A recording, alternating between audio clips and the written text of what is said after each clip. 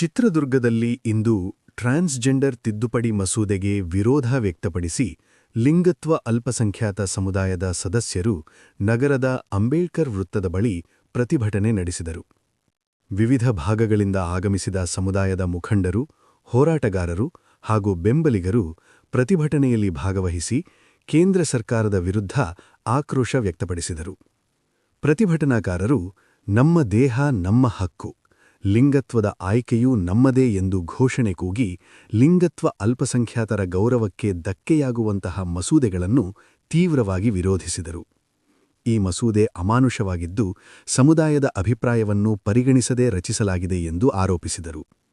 ಪ್ರತಿಭಟನೆಯಲ್ಲಿ ಭಾಗವಹಿಸಿದ ಮುಖಂಡರು ಮಾತನಾಡಿ, ಲಿಂಗತ್ವ ಅಲ್ಪಸಂಖ್ಯಾತರು ಸಮಾಜದಲ್ಲಿ ಇನ್ನೂ ಅನೇಕ ಸವಾಲುಗಳನ್ನು ಎದುರಿಸುತ್ತಿದ್ದು, ಅವರಿಗೆ ರಕ್ಷಣೆ ಮತ್ತು ಸಮಾನ ಹಕ್ಕುಗಳನ್ನು ನೀಡುವ ಬದಲು ಅವರ ಸ್ವಾತಂತ್ರ್ಯವನ್ನು ನಿರ್ಬಂಧಿಸುವ ಕಾನೂನುಗಳನ್ನು ತರಲು ಸರ್ಕಾರ ಮುಂದಾಗಿರುವುದು ಖಂಡನೀಯ ಎಂದು ಹೇಳಿದರು. ಈ ಮಸೂದೆ ಜಾರಿಯಾದರೆ ಸಮುದಾಯದ ಮೂಲಭೂತ ಹಕ್ಕುಗಳಿಗೆ ಧಕ್ಕೆ ಉಂಟಾಗುವ ಸಾಧ್ಯತೆಯಿದೆ ಎಂದು ಆತಂಕ ವ್ಯಕ್ತಪಡಿಸಿದರು. ಇದಲ್ಲದೆ ಲಿಂಗತ್ವ ಅಲ್ಪಸಂಖ್ಯಾತರ ಗುರುತಿನ ಹಕ್ಕು, ಶಿಕ್ಷಣ, ಉದ್ಯೋಗ ಹಾಗೂ ಆರೋಗ್ಯ ಸೇವೆಗಳ ಕ್ಷೇತ್ರದಲ್ಲಿ ಸರ್ಕಾರ ಹೆಚ್ಚಿನ ಗಮನ ಹರಿಸಬೇಕು ಎಂದು ಆಗ್ರಹಿಸಿದರು. ಸರ್ಕಾರ ಯಾವುದೇ ಹೊಸ ಕಾನೂನು ರೂಪಿಸುವ ಮುನ್ನ ಸಮುದಾಯದ ಪ್ರತಿನಿಧಿಗಳೊಂದಿಗೆ ಸಮಾಲೋಚನೆ ನಡೆಸಬೇಕು ಎಂದು ಒತ್ತಾಯಿಸಿದರು. ಪ್ರತಿಭಟನಾಕಾರರು ಕೇಂದ್ರ ಸರ್ಕಾರ ತಕ್ಷಣವೇ ಈ ಮಸೂದೆಯನ್ನು ವಾಪಸ್ ಪಡೆಯಬೇಕು ಹಾಗೂ ಲಿಂಗತ್ವ ಅಲ್ಪಸಂಖ್ಯಾತರ ಹಕ್ಕುಗಳನ್ನು ರಕ್ಷಿಸುವ ಸಮಗ್ರ ನೀತಿಗಳನ್ನು ರೂಪಿಸಬೇಕು ಎಂದು ಆಗ್ರಹಿಸಿದರು. ಇದೇ ವೇಳೆ ಬೇಟಿ ಬಚಾವ್ ಬೇಟಿ ಪಢಾವ್ ಎಂಬ ಯೋಜನೆಯನ್ನು ಜಾರಿಗೆ ತಂದಿರುವ ಸರ್ಕಾರ ಲಿಂಗತ್ವ ಅಲ್ಪಸಂಖ್ಯಾತರ ರಕ್ಷಣೆಯತ್ತವೂ ಸಮಾನ ಗಮನ ಹರಿಸಬೇಕು ಎಂದು ಪ್ರತಿಭಟನಾಕಾರರು ಹೇಳಿದರು. ಪ್ರತಿಭಟನೆ ಶಾಂತಿಯುತವಾಗಿ ನಡೆಯಿತು ಮತ್ತು ಸ್ಥಳೀಯ ಪೊಲೀಸ್ ಇಲಾಖೆ ಭದ್ರತಾ ವ್ಯವಸ್ಥೆ ಕೈಗೊಂಡಿತ್ತು. ಅಲ್ಪಸಂಖ್ಯಾತರ ವಿರೋಧ ಟ್ರಾನ್ಸ್ಜೆಂಡರ್ ತಿದ್ದುಪಡಿ 2026ನೇ ಮಸೂದೆಯನ್ನು ತೆಗೆದುಹಾಕಬೇಕು ಅಂತ ಯಾಕೆ ಮಾಡ್ತಾ ಇದೀವಿ ಅಂದರೆ, ಇದರಲ್ಲಿ ಕೆಲವೊಂದು ನಮ್ಮ ಸಮುದಾಯ ವಿರೋಧವಾಗಿದೆ. ಏನಂತ ಹೇಳಿದರೆ, ನನ್ನ ಲಿಂಗನ ಗುರುತಿಸೋ ಹಕ್ಕು ನನಗೆ ಮಾತ್ರ ಇರೋದು. ಇವಾಗ ಯಾವುದಾದ್ರೆ ಒಂದು ಹೆಣ್ಣಾಗಲಿ ಗಂಡಾಗಲಿ ಒಂದು ಗೌರ್ಮೆಂಟ್ ಹಾಸ್ಪಿಟಲಿಗೆ ಹೋಗಿ, ಅಲ್ಲ ವೈದ್ಯಕೀಯರ ಮುಂದೆ ಹೋಗಿ, ಅಲ್ಲ ಯಾವುದಾದ್ರೆ ಕೋರ್ಟ್ ಜಡ್ಜ್ ಮುಂದೆ ಹೋಗಿ ಅವರು ಕೆಲವೊಂದು ಕ್ವಶನ್ಗಳನ್ನ ಕೇಳಿ ಇವರು ಹೆಣ್ಣು ಅಂತ ಏನಾದರೂ ಸರ್ಟಿಫಿಕೇಟ್ ಕೊಡ್ತಾರಾ, ಅಲ್ಲ ಗಂಡು ಅಂತ ಏನಾದರೂ ಸರ್ಟಿಫಿಕೇಟ್ ಕೊಡ್ತಾರಾ.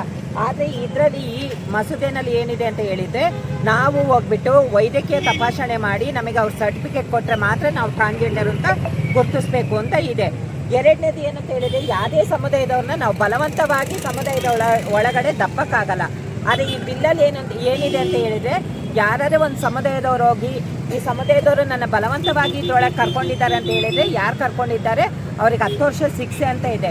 ಯಾವುದೇ ಒಂದು ಹುಡುಗನಾಗಲಿ ಅಲ್ಲ ಒಂದು ಹುಡುಗಿಗೆ ಹುಡುಗನ ಥರ ಆಗಲಿ ಯಾರು ಬಲವಂತವಾಗಿ ಮಾಡೋಕ್ಕಾಗಲ್ಲ. ಸೊ ಸರ್ಕಾರ, ಕೇಂದ್ರ ಸರ್ಕಾರ ಏನು ಹೇಳುತ್ತೆ ಅವ್ರು ಹೇಳಿದಾಗೆ ನಾವು ಕೇಳಬೇಕು.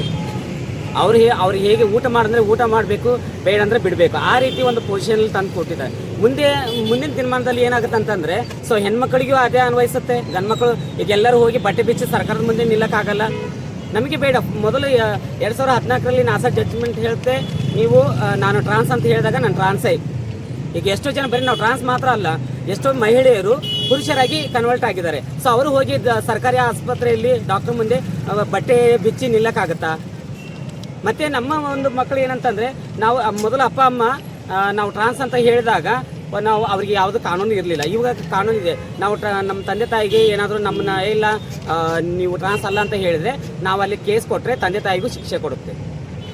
ಒಂದು ಗಂಡು ಹೀಗೆ ಇರಬೇಕು ಅಂತ ಒಂದು ಚೌಕಟ್ಟಿರುವಾಗ, ಹೆಣ್ಣು ಹೀಗೆ ಇರಬೇಕಂತ ಒಂದು ಚೌಕಟ್ಟಿರುವಾಗ, ಯಾಕೆ ನಮ್ಮ ಲಿಂಗವನ್ನು ನಾವು ಗುರುತಿಸ್ಕೊಂಡು ನಾವು ಸಮಾಜದಲ್ಲಿ ನಾವು ಪ್ರಜಾಪ್ರಭುತ್ವದಲ್ಲಿ ಬೆಳೆದವರು